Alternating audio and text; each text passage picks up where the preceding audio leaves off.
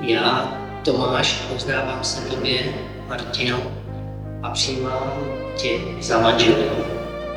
Slibuju, že ti zachovám lásku, úctu a věrnost, že ti nikdy neopustím a že s tebou ponesu všechno dobré i zlé, až do smrti. K tomu ať mi pomáhá Bůh. Amen.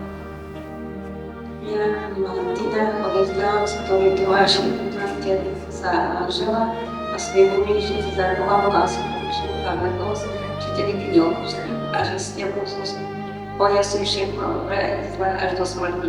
K tomu ať mi pomáhá Bůh.